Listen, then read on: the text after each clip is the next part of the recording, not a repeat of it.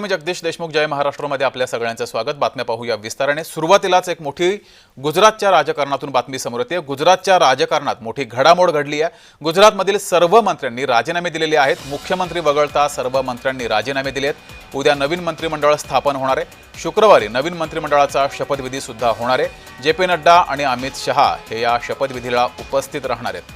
तर गुजरातमध्ये ही मोठी राजकीय घडामोड घडलेली आहे। गुजरातमध्ये मुख्यमंत्री वगळता सर्व मंत्र्यांनी त्यांच्या मंत्रिपदाचा राजीनामा दिलाय। उद्या नवीन मंत्रिमंडळ स्थापन होईल। या सर्व मंत्र्यांनी राजीनामा का दिला याचं कारण मात्र अद्याप गुलदस्त्यात आहे। मुख्यमंत्री भूपेंद्र पटेल यांच्या अध्यक्षतेखाली झालेल्या बैठकीत राज्य मंत्रिमंडळातील सर्व मंत्र्यांनी राजीनामे दिले। केंद्रीय नेतृत्वाच्या निर्देशानुसार हा निर्णय झाल्याची माहिती समोर येते आहे। त्यानंतर सर्व मंत्र्यांनी मुख्यमंत्र्यांकडे आपले राजीनामे सादर केले आणि ही मोठी घडामोड गुजरातच्या राजकारणात घडलेली आहे।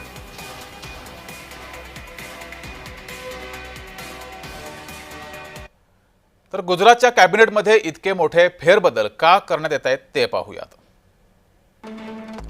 आगामी स्थानिक स्वराज्य संस्थांच्या निवडणुकीच्या दृष्टीने मंत्रिमंडळामध्ये हे मोठे फेरबदल केले जात आहेत अशी माहिती समोर येते आहे। डिसेंबर 2027 मध्ये गुजरातमध्ये विधानसभा निवडणुका आहेत। त्या पार्श्वभूमीवर देखील हा निर्णय घेतला गेला आहे। काही मंत्र्यांविरोधात नाराजी आहे तर काहींना जातीय समीकरण साधण्यासाठी राजीनामा देण्यास सांगितलंय अशी ही माहिती समोर येते आहे।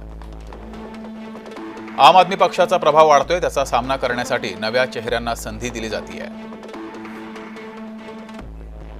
ज्येष्ठ मंत्र्यांच्या जागी तरुण नेत्यांना मंत्रिपदाची संधी दिली जाणार आहे।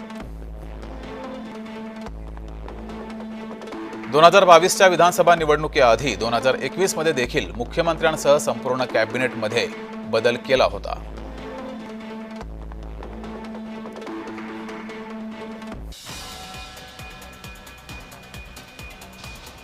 अधिक माहिती घेऊया। माझे सहकारी अमिय चुंबळे आपल्या सोबत जोडलेले आहेत। अमिय, गुजरातमध्ये हा आधी सुद्धा प्रयोग झालेला आहे आणि आता पुन्हा एकदा प्रयोग झालेला आहे। आधीच्या प्रयोगानंतर भाजपला याचा फायदा झाला होता, आता तसंच होताना दिसतंय? हो जगदीश, आपण याला आता राजीनाम्यांचा गुजरात पॅटर्न असं म्हणू शकतो। याचं कारण असं आहे की 2022 मध्ये जेव्हा गुजरातमध्ये विधानसभा निवडणुका होत्या त्याच्या 5 ते 6 महिन्यापूर्वी म्हणजे 2021 मध्ये अमित शहा आणि मोदींनी मुख्यमंत्र्यांसह सर्व म्हणजे पूर्ण कॅबिनेटच बदललं होतं। तेव्हा विजय रुपाणी मुख्यमंत्री होते, जे दुर्दैवाने त्या मुंबई अहमदाबाद फ्लाईटमध्ये च्या क्रॅशमध्ये गेले नंतर, पण तेव्हा ते विजय रुपाणी सीएम होते। आणि त्याच्यानंतर आता जे सीएम आहेत भूपेंद्र पटेल त्यांना मुख्यमंत्री करण्यात आलं। आणि ह्याचं सगळ्यात मोठं कारण हे होतं की आपण ज्याला अँटी इन्कम्बन्सी म्हणतो, म्हणजे अनेकांच्या मनामध्ये सत्ताधाऱ्यांच्या विरोधात एक नाराजी असते, राग असतो, असमाधान असतं, ती भावनाच पूर्ण मिटवून टाकायची हा ह्याच्या मागचा सगळ्यात मोठा फॅक्टर आहे। आणि तू जे विचारलंस की त्याचा फायदा झाला होता का, तर त्याचा फायदा नक्कीच झाला होता असं म्हणावं लागेल। कारण 2022च्या विधानसभा निवडणुकीत भाजपला 156 जागा मिळाल्या होत्या गुजरातमध्ये। म्हणजे नरेंद्र मोदी जेव्हा तिकडे स्वतः मुख्यमंत्री होते तेव्हा सुद्धा इतक्या जागा मिळाल्या नव्हत्या, तितक्या जागा 2022 मध्ये मिळाल्या। आणि त्याच्यामुळे आणि आपल्याला एक माहिती आहे दुसरी महत्वाची गोष्ट की रिस्क घेणं किंवा धाडसी निर्णय घेणं हे मोदी आणि शहांच्या राजकारणाचा अविभाज्य भाग आहे। त्याच्यामुळे ही रिस्क त्यांनी आताही घेतली आहे। आणि जसं आपण आता ग्राफिक्स मध्ये पाहिलं की स्थानिक स्वराज्य निवडणुका आत्ताच्या आणि 2027च्या विधानसभा निवडणुका या 2 मोठ्या गोष्टींसाठी हा निर्णय घेण्यात आलाय। जी, मात्र आम्ही एकच प्रयोग गुजरातमध्ये दुसऱ्यांदा होतोय, पुनरावृत्ती होते या प्रयोगाची, दुसऱ्यांदा सुद्धा काही याबाबत यश मिळण्याची शक्यता आहे?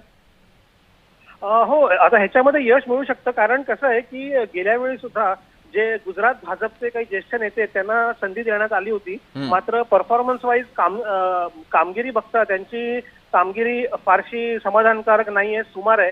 त्यांना डच्चू द्यायचा आहे, त्यांना बाहेरचा दर्जा दाखवायचा आहे। दुसरं असं आहे की जे तरुण नेतृत्व आहे, म्हणजे क्रिकेटर रवींद्र जडेजाची जी पत्नी आहे रिवाबा जडेजा, किंवा तिकडचे आता जे गृहराज्यमंत्री आहेत हर्ष सोलंकी, त्यांची खूप चर्चा असते नेहमी। ते सुरत जिल्ह्यातले आमदार आहेत, ते तिसऱ्यांदा आमदार आहेत। तर ह्या सगळ्यांना संधी द्यायची आहे, तरुण नेतृत्वाला वाव द्यायचा आहे।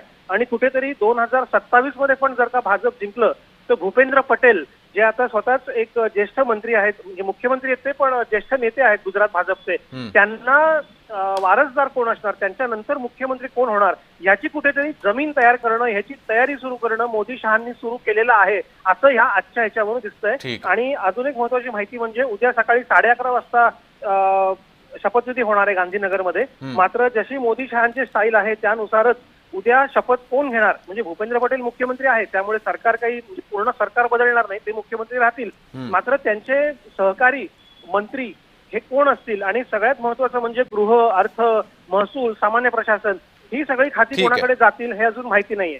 ठीक आहे. अमेयजी, धन्यवाद दिलेल्या या माहितीबद्दल.